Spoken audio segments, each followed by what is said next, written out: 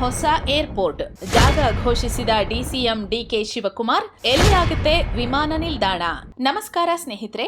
ಅಂತೂ ಇಂತೂ ಬೆಂಗಳೂರಿನ ಸೆಕೆಂಡ್ ಏರ್ಪೋರ್ಟ್ ಕುರಿತಂತೆ ಮಹತ್ವದ ನಿರ್ಧಾರ ಆಗಿದೆ.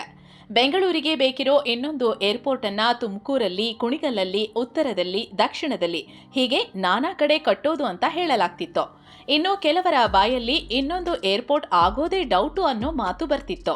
ಆದರೆ ಈಗ ಡಿಸಿಎಂ ಡಿಕೆ ಶಿವಕುಮಾರ್ ಈ ಕುರಿತು ಮಹತ್ವದ ಮಾಹಿತಿ ಹಂಚಿಕೊಂಡಿದ್ದಾರೆ. ಬೆಂಗಳೂರಿನ ಹೊಸ ಏರ್ಪೋರ್ಟ್ ಅನ್ನ ಬೆಂಗಳೂರಿನ ದಕ್ಷಿಣದಲ್ಲಿ ಮಾಡೋದಾಗಿ ಹೇಳಿದ್ದು, ಸರ್ಕಾರ ಅದನ್ನ ಕನ್ಸಿಡರ್ ಮಾಡಿದೆ ಅಂತ ಘೋಷಿಸಿದ್ದಾರೆ.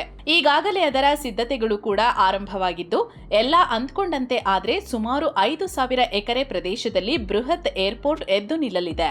ಈ ಮೂಲಕ ಹೊಸ ಏರ್ಪೋರ್ಟ್ ಎಲ್ಲಿ ಅನ್ನೋ ವರ್ಷಗಳ ಕುತೂಹಲಕ್ಕೆ ಈಗ ಬಹುತೇಕ ತೆರೆ ಬಿದ್ದಂತಾಗಿದೆ. ಹಾಗಿದ್ರೆ ಈ ಏರ್ಪೋರ್ಟ್ ನಿಂದ ಆಗೋ ಲಾಭ ಏನು? ಇದನ್ನ ಬೆಂಗಳೂರಿಂದ ಎಷ್ಟು ದೂರದಲ್ಲಿ ಕಟ್ಟಿದ್ದಾರೆ? ರಾಜ್ಯಕ್ಕೆ 3ನೇ ಇಂಟರ್ ನ್ಯಾಷನಲ್ ಏರ್ಪೋರ್ಟ್ ನ ಅಗತ್ಯ ಎಷ್ಟಿದೆ? ಈ ಯೋಜನೆಯ ಮೂಲಕ ಡಿಕೆಯವರು ಹಾಕಿರೋ ರಾಜಕೀಯ ಲೆಕ್ಕಾಚಾರ ಏನು? ಎಲ್ಲವನ್ನ ಈ ವಿಡಿಯೋದಲ್ಲಿ ನೋಡೋಣ.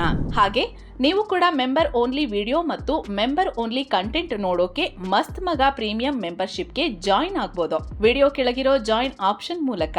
ಬನ್ನಿ ಈಗ ಶುರು ಮಾಡೋಣ. ಬೆಂಗಳೂರು ದಕ್ಷಿಣಕ್ಕೆ ಹೊಸ ಏರ್ಪೋರ್ಟ್, ರಾಜ್ಯ ಸರ್ಕಾರದಿಂದ ಮಹತ್ವದ ನಿರ್ಧಾರ. ಸ್ನೇಹಿತರೆ, ಬೆಂಗಳೂರು ಕೆಂಪೇಗೌಡ ನಿಲ್ದಾಣದ ಹೊರೆ ತಪ್ಪಿಸೋ ನಿಟ್ಟಿನಲ್ಲಿ ಮತ್ತು ದೇಶದ ಅಗತ್ಯತೆಗಳನ್ನ ಪೂರೈಸೋ ನಿಟ್ಟಿನಲ್ಲಿ ರಾಜ್ಯಕ್ಕೆ ಹೊಸ ಏರ್ಪೋರ್ಟ್ ಬೇಕು ಅಂತ ಸಾಕಷ್ಟು ವರ್ಷಗಳಿಂದಲೂ ಬೇಡಿಕೆ ಇತ್ತು. 4-5 ಜಾಗಗಳು ಆರಂಭದಲ್ಲಿ ಕೇಳಿ ಬಂದಿದ್ವು. ಬೆಂಗಳೂರು ಸುತ್ತಮುತ್ತ ಒಂದು ಏರ್ಪೋರ್ಟ್ ಆದ್ರೆ ಜನರಿಗೆ ಅನುಕೂಲ ಆಗತ್ತೆ, ಕೆಂಪೇಗೌಡ ನಿಲ್ದಾಣಕ್ಕೆ ಬೀಳ್ತಿರೋ ಹೊರೆ ತಪ್ಪುತ್ತೆ, ರಾಜ್ಯದ ಎಕನಾಮಿಗೂ ಬೂಸ್ಟ್ ಸಿಗುತ್ತೆ ಅಂತ ಹೇಳಿ ತುಮಕೂರು, ನೆಲಮಂಗಲ, ಕನಕಪುರ ಹೀಗೆ ಸಾಕಷ್ಟು ಪ್ರದೇಶಗಳ ಹೆಸರು ಕೇಳಿ ಬಂದಿತ್ತು. ಕೆಲ ತಿಂಗಳುಗಳ ಹಿಂದೆ ಅಂದ್ರೆ 2025ರ ಮಾರ್ಚ್ ತಿಂಗಳಲ್ಲಿ ಕೂಡ 2ನೇ ವಿಮಾನ ನಿಲ್ದಾಣದ ಲೊಕೇಶನ್ಗಳ ಶಾರ್ಟ್ ಲಿಸ್ಟ್ ಮಾಡಲಾಗಿತ್ತು. ಕನಕಪುರ ರಸ್ತೆಯಲ್ಲಿರೋ ಕಗ್ಗಲೀಪುರ, ಹಾರೋಹಳ್ಳಿ ಹತ್ರ 2 ಹಾಗೆ ಕುಣಿಗಲ್ ರೋಡ್ ಹತ್ರ ಬೆಂಗಳೂರಿನ ವಾಯುವ್ಯ ಭಾಗದಲ್ಲಿ 1 ಅಂತ 3 ಪ್ಲೇಸ್ ಗುರುತಿಸಿದ್ರು. ಈ ಪೈಕಿ ಕನಕಪುರ ರಸ್ತೆಯಲ್ಲಿ 4,800 ಎಕರೆಯ ಒಂದು ಜಾಗ, 5,000 ಎಕರೆ ವಿಸ್ತೀರ್ಣದ ಇನ್ನೊಂದು ಜಾಗವನ್ನ ಗುರುತಿಸಿದ್ರು. ನೆಲಮಂಗಲ ಬಳಿಯ ಕುಣಿಗಲ್ ರೋಡಲ್ಲಿ 5,200 ಎಕರೆ ವಿಸ್ತೀರ್ಣದ ಜಾಗವನ್ನ ಗುರುತಿಸಲಾಗಿತ್ತು.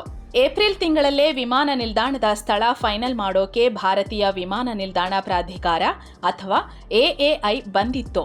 ಸುಮಾರು 6 ಸದಸ್ಯರ ತಂಡ ಈ 3 ಸ್ಥಳಗಳಿಗೆ ಭೇಟಿ ನೀಡಿ ವರದಿ ಸಲ್ಲಿಸಿತ್ತು. ಸರ್ಕಾರಕ್ಕೆ ಸಲ್ಲಿಸಿದ ವರದಿ ಪ್ರಕಾರ ಈ 3 ಜಾಗದಲ್ಲೂ ಅನೇಕ ಚಾಲೆಂಜ್ ಇದೆ ಅಂತ ಹೇಳಿತ್ತು. ಪರಿಸರ, ಬೆಟ್ಟಗುಡ್ಡ ಇನ್ನಿತರ ಕಾರಣ ಕೊಟ್ಟಿತ್ತು. ಜೊತೆಗೆ ಏರ್ ಸ್ಪೇಸ್ ಪ್ರಾಬ್ಲಮ್ ಇದೆ ಅಂತ ಹೇಳಿತ್ತು. ಈಗಾಗಲೇ ಬೆಂಗಳೂರಲ್ಲಿ ಸಾಕಷ್ಟು ವಿಮಾನಗಳು ಓಡಾಡ್ತಾ ಇದ್ವು. ಬೆಂಗಳೂರಿನ ಅರ್ಧದಷ್ಟು ವಾಯು ಪ್ರದೇಶ ಎಚ್ಎಎಲ್ ವ್ಯಾಪ್ತಿಗೆ ಬರುತ್ತೆ. ದಕ್ಷಿಣದಲ್ಲಿ ಕೊಯಮತ್ತೂರು ತನಕವೂ ಇದರ ಕಾರ್ಯಾಚರಣೆ ಇರುತ್ತೆ.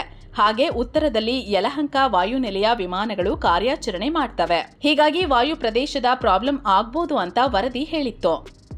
ಜೊತೆಗೆ ಈ ಹೊಸ ಏರ್ಪೋರ್ಟ್ 4.5 ಕಿಲೋಮೀಟರ್ ಉದ್ದದ ರನ್ವೇ ಹೊಂದಿರಬೇಕು ಅಂತ ಪ್ರಸ್ತಾಪ ಇದೆ. ಆದ್ರೆ ಕನಕಪುರದ ಪೂರ್ವ ಮತ್ತು ಪಶ್ಚಿಮ ಭಾಗದಲ್ಲಿ ಬೆಟ್ಟಗುಡ್ಡಗಳಿದ್ದು ಸಮತಟ್ಟಾಗಿ ಮಾಡೋ ಚಾಲೆಂಜ್ ಇದೆ. ಹಾಗೆ ನೆಲಮಂಗಲ ಭಾಗದಲ್ಲೂ ಇದೇ ಸಮಸ್ಯೆ ಇದೆ. ಒಂದ್ ವೇಳೆ ಇಲ್ಲಿ ಏರ್ಪೋರ್ಟ್ ಕಟ್ಟಬೇಕು ಅಂದ್ರೆ ಬೆಟ್ಟಗುಡ್ಡಗಳನ್ನ ಕೊರೆಯಬೇಕಾದ ಅನಿವಾರ್ಯತೆ ಬರ್ಬೋದು. ಹಾಗೆ ಸೇಫ್ ನ್ಯಾವಿಗೇಷನ್ಗೂ ಸೂಕ್ಷ್ಮವಾಗಿ ಪರಿಶೀಲನೆ ಮಾಡಬೇಕಾದ ಅಗತ್ಯ ಇದೆ ಅಂತ ಹೇಳಿತ್ತು. ಅದಾದ ಮೇಲೆ ಸರ್ಕಾರ ಇದರ ಬಗ್ಗೆ ಹೆಚ್ಚು ಮಾತಾಡೋಕೆ ಹೋಗಿರ್ಲಿಲ್ಲ. ಆದ್ರೆ ಈಗ ಬೆಂಗಳೂರು ದಕ್ಷಿಣ ಭಾಗದಲ್ಲಿ ಈ ಏರ್ಪೋರ್ಟ್ ಏಳುತ್ತೆ ಅಂತ ಸರ್ಕಾರ ಹೇಳಿದೆ. ಈ ಬಗ್ಗೆ ಟೆಕ್ ಸಮಿಟ್ ನಲ್ಲಿ ಮಾತನಾಡಿರೋ ಉಪಮುಖ್ಯಮಂತ್ರಿಗಳು, ಬೆಂಗಳೂರಿನ ಸಮಸ್ಯೆ ಬಗ್ಗೆ ನಮಗೆ ಚೆನ್ನಾಗಿ ಗೊತ್ತಿದೆ. ಅದಕ್ಕಾಗಿಯೇ ನಾವು ಅನೇಕ ಕಾರ್ಯಕ್ರಮ ಹಮ್ಮಿಕೊಂಡಿದ್ದೇವೆ. ಈಗಾಗಲೇ 74 ಕಿಲೋಮೀಟರ್ ಉದ್ದದ ಬೆಂಗಳೂರು ಬಿಸಿನೆಸ್ ಕಾರಿಡಾರ್ ನಿರ್ಮಿಸುತ್ತಿದ್ದೀವಿ. 41 ಕಿಲೋಮೀಟರ್ ಉದ್ದದಲ್ಲಿ ಡಬಲ್ ಡೆಕ್ಕರ್ ಮೆಟ್ರೋ ಬರ್ತಿದೆ. 40 ಕಿಲೋಮೀಟರ್ ಉದ್ದದ ಅವಳಿ ಟನಲ್ಗಳನ್ನ ನಿರ್ಮಾಣ ಮಾಡ್ತಿದ್ದೀವಿ. ನಗರದ ಮೂಲಸೌಕರ್ಯ ಸುಧಾರಿಸೋಕೆ 1.5 ಲಕ್ಷ ಕೋಟಿ ರೂಪಾಯಿಗಳನ್ನ ಹೂಡಿಕೆ ಮಾಡಲಾಗ್ತಿದೆ. ಬಿಡದಿಯಲ್ಲಿ ವರ್ಲ್ಡ್ ಕ್ಲಾಸ್ ಸಿಟಿ ನಿರ್ಮಾಣ ಆಗ್ತಿದೆ. ಬೆಂಗಳೂರು ಸೌತ್ ಅಲ್ಲಿ ಬೆಂಗಳೂರಿನ 2ನೇ ಅಂತಾರಾಷ್ಟ್ರೀಯ ವಿಮಾನ ನಿಲ್ದಾಣ ಬರುತ್ತೆ. ಇದೆಲ್ಲವೂ ನಗರದ ಜನದಟ್ಟಣೆ ಕಡಿಮೆ ಮಾಡುತ್ತದೆ ಅಂತ ಹೇಳಿದ್ದಾರೆ. ಈ ಮೂಲಕ ಉತ್ತರನ ದಕ್ಷಿಣನ ಅಂತಿದ್ದ ಅನುಮಾನಕ್ಕೆ ಡಿಕೆಯವರು ಬಹುತೇಕ ಸ್ಪಷ್ಟನೆ ಕೊಟ್ಟಿದ್ದಾರೆ. ಸ್ನೇಹಿತರೆ, ಹಾಗೆ ನೋಡಿದ್ರೆ ಹೊಸ ಏರ್ಪೋರ್ಟ್ ಬೆಂಗಳೂರು ದಕ್ಷಿಣದಲ್ಲೇ ಆಗ್ಬೇಕು ಅನ್ನೋ ಕೂಗು ಮೊದಲಿನಿಂದಲೂ ಇದೆ. ಯಾಕಂದ್ರೆ ಬೆಂಗಳೂರು ಉತ್ತರದ ಭಾಗದಲ್ಲಿ ಆಲ್ರೆಡಿ ಒಂದು ಏರ್ಪೋರ್ಟ್ ಇದೆ. ಅಲ್ಲಿಗೆ ಭಾರಿ ಪ್ರಮಾಣದ ಜನ ಕೂಡ ಹೋಗ್ತಿದ್ದಾರೆ.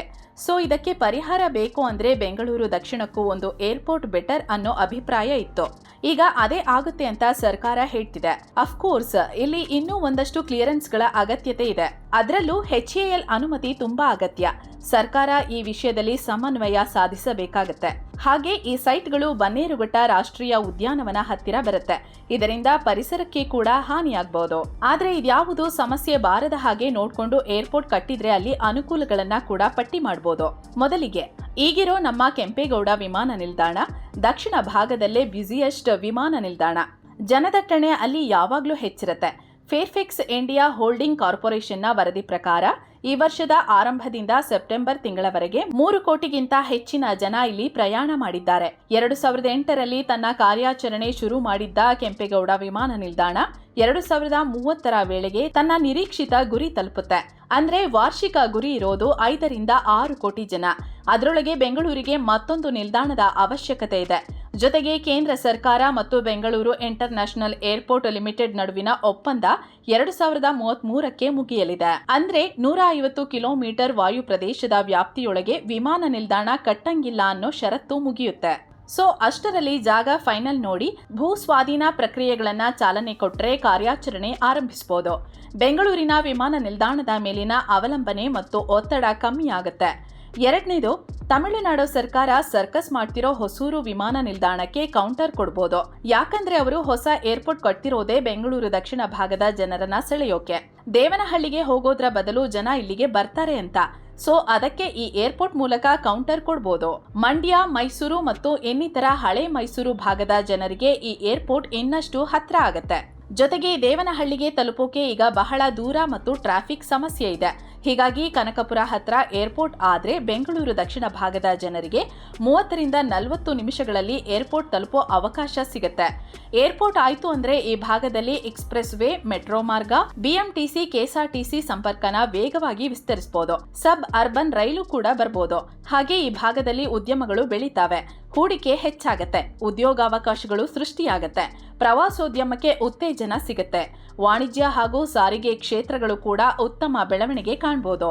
ಬೆಂಗಳೂರಿನ ದಕ್ಷಿಣ ಭಾಗದಲ್ಲಿ ಕೈಗಾರಿಕೆ ಮತ್ತು IT ಬೆಳವಣಿಗೆಗೆ ವೇಗ ಸಿಗುತ್ತೆ. ಜಿಗಣಿ, ಎಲೆಕ್ಟ್ರಾನಿಕ್ ಸಿಟಿ, ಅತ್ತಿಬೆಲೆಯಂಥ ಪ್ರದೇಶಗಳಲ್ಲಿ ಹೊಸ ಕೈಗಾರಿಕೆಗಳು ಏಳ್ಬಹುದು. IT ಪಾರ್ಕ್ಗಳು, logistics ಹಬ್ಗಳು ಸ್ಥಾಪನೆಯಾಗಬಹುದು. ಹೀಗಾಗಿ ಈ ಏರ್ಪೋರ್ಟ್ನ ವಿಷಯ ತುಂಬಾ ಮಹತ್ವ ಪಡ್ಕೋತಿದೆ. DKಯ ಲಾಭ ಲೆಕ್ಕಾಚಾರ. ಇನ್ನು ಆರ್ಥಿಕ ಉದ್ದೇಶ ಒಂದ್ ಕಡೆಯಾದ್ರೆ ಇದರ ಹಿಂದೆ ರಾಜಕೀಯ ಲೆಕ್ಕಾಚಾರ ಕೂಡ ಚರ್ಚೆಯಾಗ್ತಿದೆ. ಇಲ್ಲಿ ಯಾವ ಸರ್ಕಾರ ಕೂಡ ರಾಜಕೀಯವನ್ನ ದೂರ ಇಟ್ಟು ಯೋಜನೆ ಕೈಗೆತ್ತಿಕೊಳ್ಳಲ್ಲ. DK ಅವರ ಈ ಪ್ಲಾನ್ ಹಿಂದೆ ಕೂಡ ಅನೇಕ ಕಾರಣಗಳು ಕಾಣ್ತಿವೆ. ನಿಮಗೆ ನೆನಪಿರಬಹುದು, ಗೃಹ ಸಚಿವ ಪರಮೇಶ್ವರ್ ಅವರು ಕೂಡ ಸೆಕೆಂಡ್ ಏರ್ಪೋರ್ಟ್ ತುಮಕೂರು ಭಾಗಕ್ಕೆ ಬೇಕು ಅಂತ ಹಠ ಹಿಡಿದಿದ್ರು. ಆದ್ರೆ ತುಮಕೂರಿಗೆ ಮೆಟ್ರೋ ಆಗ್ತಿರೋ ಪರಿಣಾಮವೋ ಏನೋ ರಾಮನಗರ ಭಾಗಕ್ಕೆ ಈಗ ಏರ್ಪೋರ್ಟ್ ಬರ್ತಿದೆ. ಹೇಳಿ ಕೇಳಿ ಕನಕಪುರ DK ಅವರ ತವರು. JDS ಜೊತೆಗೆ ಜಿದ್ದಿಗೆ ಬಿದ್ದಿರೋ DK ಈ ಭಾಗದಲ್ಲಿ ತಮ್ಮ ನೆಲೆ ಭದ್ರ ಮಾಡಿಕೊಳ್ಳೋಕೆ ನೋಡ್ತಿದ್ದಾರೆ. ಹಾಗೆ ಬೆಂಗಳೂರಲ್ಲಿ ಪ್ರಾಬಲ್ಯ ಸಾಧಿಸೋ ಪ್ರಯತ್ನದಲ್ಲಿದ್ದಾರೆ. ಬೆಂಗಳೂರಲ್ಲಿ ಭದ್ರವಾಗಿರಬೇಕು ಅಂದ್ರೆ DK ಹೊರಗಿನವರು ಅನ್ನೋ ಫಲಕವನ್ನ ತೆಗೆದು ಹಾಕಬೇಕು. ಈಗಾಗಲೇ ರಾಮನಗರವನ್ನ ಬೆಂಗಳೂರು ದಕ್ಷಿಣ ಅಂತ ಮಾಡಲಾಗಿದೆ. ಆದ್ರೆ ಈ ರೀತಿ ಬರೀ ಹೆಸರಿಟ್ರೆ ಸಾಕಾಗಲ್ಲ. ಅದಕ್ಕೆ ಇಂಟರ್ನ್ಯಾಷನಲ್ ಟಚ್ ಕೊಡಬೇಕು, ಬೆಂಗಳೂರಿನ ಫ್ಲೇವರ್ ಬರಬೇಕು. ಹೀಗಾಗಿ ಒಂದು ವೇಳೆ ಇಲ್ಲಿಗೆ ಏರ್ಪೋರ್ಟ್ ಬಂದ್ರೆ ಇದು ಬೆಂಗಳೂರು ಅನ್ನೋ ವಾದಕ್ಕೆ ಪುಷ್ಟಿ ಬರಲಿದೆ. ರಾಜಕೀಯವಾಗಿ ಕೂಡ DKಗೆ ಶಕ್ತಿ ಬರಲಿದೆ. ಈ ಎಲ್ಲಾ ಕಾರಣದಿಂದ ಈ ಏರ್ಪೋರ್ಟ್ ನಿರ್ಧಾರ ಮಹತ್ವ ಪಡ್ಕೋತಿದೆ.